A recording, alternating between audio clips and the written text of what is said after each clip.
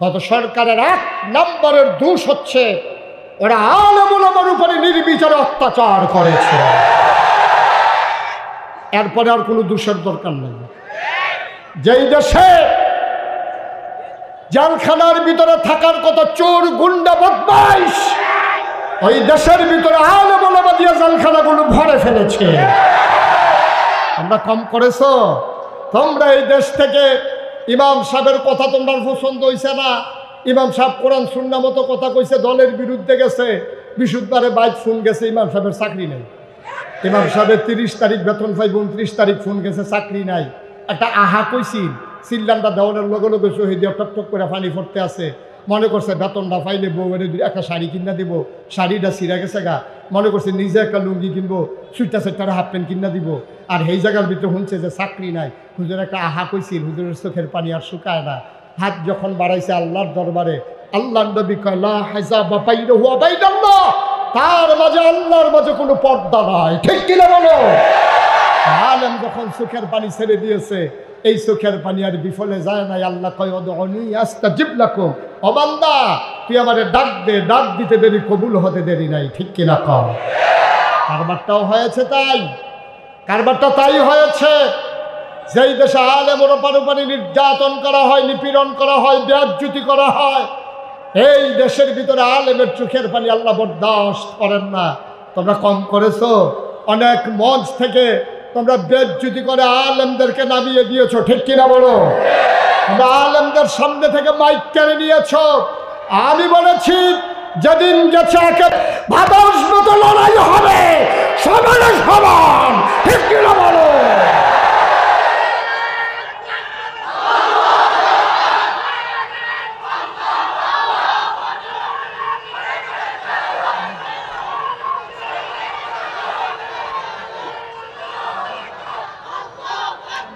আল্লাহ যেন হেফাজত করে, সবাই করে আমিন। কিন্তু দুষ খুঁজা পায় না, এই একটা কইয়া দিলাম আর কি, কি দুষ? ঠিক কিনা কও? সব সব নবীদের ওয়ারিস, ওলামায়ে কেরাম নবীর ওয়ারিস। খুব চিন্তা করে কাজ করতে হবে। আব্দুল মালিক একজন এই ইমাম, ইমাম আবু হানিফা, ইমাম শাফি, ইমাম মালিক, ইমাম আহমদ ইবনে হাম্বল, 4টা বিখ্যাত মাযহাব আছে, হানাফি, শাফি, মালিকি, হাম্বল। আলেম তো ইমাম মালিক তো অনেক বড় ইমাম, বড় আলেম। ওই জমানার রাজা ওনার ছেলেকে আলেম বানাইতে চায়। তখন উনি ওই ইমাম মালিকরা খবর দিছে, কর্মচারী পাঠাইছে, গাড়ি পাঠাইছে, কয় যাও হুজুরকে নিয়ে আসো রাজদরবারে, আমার ছেলেকে হুজুরের মতো আলেম বানাতে চাই।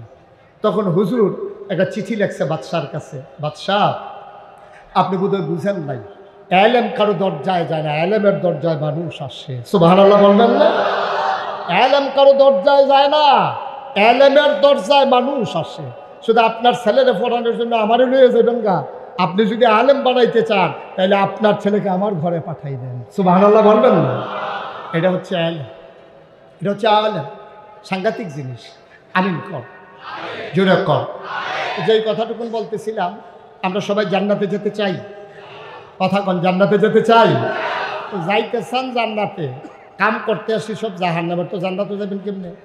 এখন আজকে সকাল থেকে এই পর্যন্ত কে কি করছেন কেউ জানে না। আল্লাহ জানে না কি জানে না? আপনি কি ফজরের নামাজ পড়ছেন নাকি পড়েন নাই এটা আমি জানি না। আমি জানি না, আমি তো ছিলাম না আপনার পাশে। আপনি জানেন, আর জানে কে? আল্লাহ। আপনি যদি ফজরের নামাজ না পড়া থাকেন আর এখন স্লোগান দিয়া যে হগলে আমার লোকে কইলেন জান্নাতও যাইতেন চান, এটা কিরকম সাউন্ড? সাউন্ডটা কিরকম বুঝলাম না তো কিছু। কেউ আপনি হুকনাথ বইয়া থেকে দোয়া করতেছেন, আল্লাহ গোসল যেন হইয়া যায়, গোসল যেন হইয়া যায়। আরেকবার দোয়া হইল দোষ ফারিতা মুস্তাফা গোসল হইব, কিন্তু তুই হুকনার মধ্যে বইয়া থাকি। আপনি হুকনার মধ্যে বইয়া থেকে গোসল যেন হইয়া যায়, দোয়া পড়লে কাম হইতো না, তো ফানিক তেমন লাগবো তো। আপনি যদি জান্নাতে যেতে চান তাইলে আপনি জান্নাতি কাজ করা লাগবে। আব্বা আপনার উপরে আল্লাহ তাবারক ওয়া তাআলা এটা ফরজ করে দিয়েছেন। এখন জান্নাতি বান্দা আমরা হচ্ছাই। আবার আসুন কেমনে জান্নাতি বান্দা হওয়া লাগবে সবাই একটু মনোযোগের সাথে জেনে নেই। আল্লাহ বলছেন কুলু লা ইলাহা ইল্লাল্লাহ, তোমরা সবাই পড়ো লা ইলাহা ইল্লাল্লাহ। এটা কি মুশতাক ফয়জির কথা না আল্লাহর কথা? এবার সবাই মিলে আমার সাথে পড়েন লা ইলাহা ইল্লাল্লাহু মুহাম্মাদুর রাসূলুল্লাহ সাল্লাল্লাহু আলাইহি ওয়াসাল্লাম। মোহাম্মদের সাথে পড়েন লা ইলাহা, জোরে জোরে লা ইলাহা,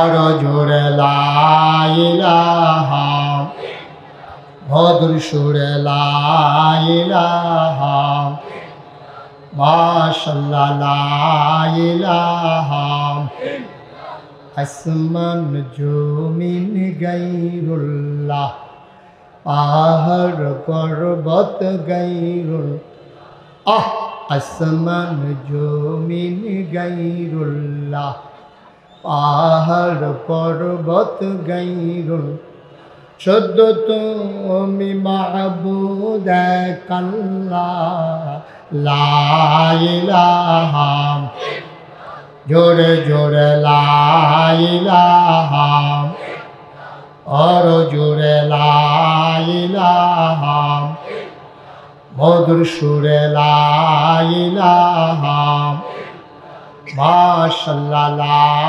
ইলাহা, লা মাবুদা ইল্লাল্লাহ, লা মাশুকা,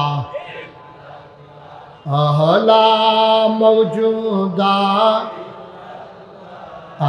লা মকসুদা, জোরে জোরে লা ইলাহা, আর জোরে লা ইলাহা, মধুর সুরে লা ইলাহা, মাশাআল্লাহ লা ইলাহা।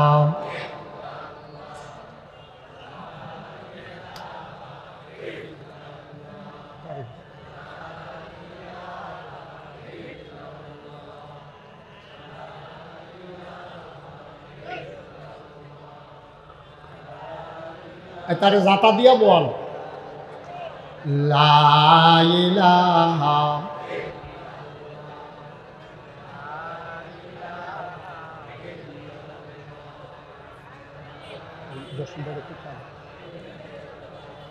লা ইলাহা,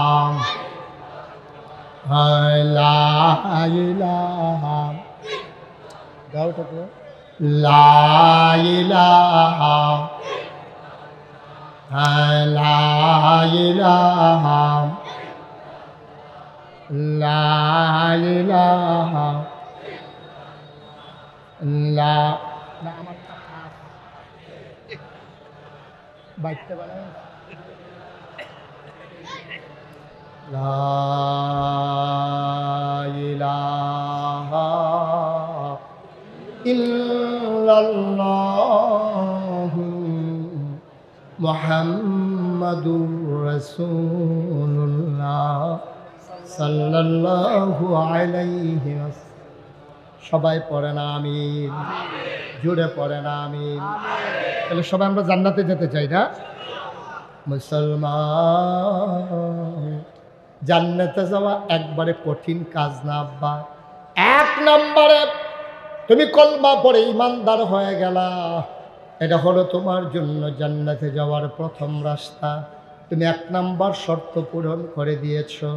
আমরা সবাই মিলে আবিদপুরের মাহফিলে হাজার হাজার জনতা সবাই মিলে স্বীকার করে নিলাম আমরা ইমানদার। সুবহানাল্লাহ কয় না?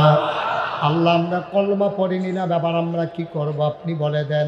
আল্লাহ কয় একটা কাজ করো, আকিমুস সালাহ, তোমরা নামাজ কায়েম করো। সুবহানাল্লাহ কয় না?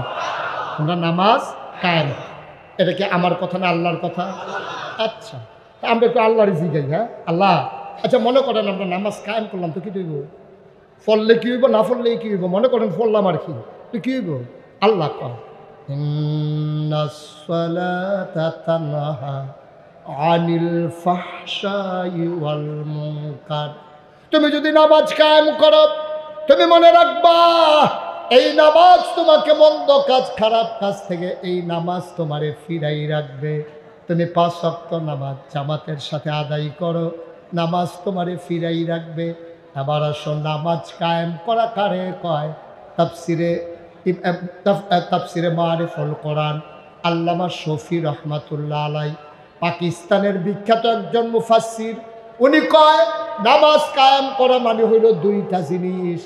এক নম্বরে ফরজের জায়গায় ফরজ, ওয়াজিবের জায়গায় ওয়াজিব, সুন্নতের জায়গায় সুন্নত, মুস্তাহাবের জায়গায় মুস্তাহাব, মুস্তাহাসানের জায়গায় মুস্তাহাসান, সবগুলোকে জায়গা মতো ঠিক রাখা, তারে কয় নামাজ কায়েম করা। বলো সুবহানাল্লাহ। কত মজার কথা। কোরআনের সবচেয়ে বড় যে সূরাটার নাম হলো সূরা বাকারা। এটার ভিতরে 276টা আয়াত, 40টা রুকু। আল্লাহ কি কয় শুনো? আল্লাহ কয় আলিফ লাম মিম যালিকাল কিতাবু লা রাইবা ফি হুদাল লিল মুত্তাকিন। এই কোরআনটা হলো যারা ওই জান্নাতে যাইবে হুজুরের লগে স্বীকার করছিলা, তোমরা লাগে এই কোরআন হলো হেদায়েত। তাইলে এই মুত্তাকিন কারা? ইউমিনুনা বিল গায়ব ওয়া ইউকিমুনাস সালাহ। তাই এই অদৃশ্যের উপরে বিশ্বাস করা আর নামাজ কায়েম করা। সুবহানাল্লাহ বলবেন না?